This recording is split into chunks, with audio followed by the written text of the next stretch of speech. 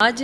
اکناف ادبی فورم اور سرائکی اکیڈمی کے اشتراک سے اکادمی ادبیات پاکستان اسلام آباد میں سعید اختر مرحوم شاعر جنہیں اس دنیا سے گئے ہوئے 3 برس ہو گئے ہیں، ان کی ایک کتاب شاعری کا مسودہ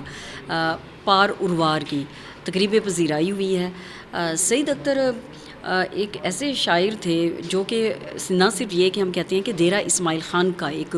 روشن چہرہ تھے اور وہ ترقی پسند شاعر تھے۔ انہوں نے نہ صرف یہ کہ اپنے وسیب کا نوحہ طبقاتی کشمکش ہو، سماج کے حوالے سے ہو،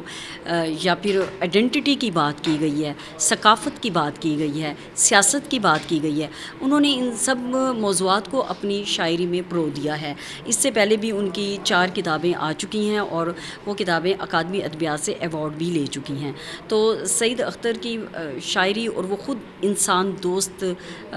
شخص تھے، اور انہوں نے سرائکی وسیب کے 3 لینڈسکیپ روہی، تھل، دمان ان کو آپس میں جوڑا ہے، اور انہوں نے اپنی محبت، چاہت، خلوص، پیار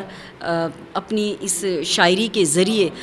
نہ صرف یہ کہ سرائکی وسیب کی عوام تک بلکہ آنے والے جو لوگ بھی اس شاعری کو پڑھیں گے وہ اس سے محظوظ ہوتے رہیں گے۔ حوالے سے سعید اختر کی جو شاعری ہے وہ اپنے وسیب سے اس کی محبت، اپنی زبان سے عقیدت اور اپنی ثقافت سے اور کلچر سے ان کا احترام اور محبت اور جڑت اس طرح کی ہے کہ ان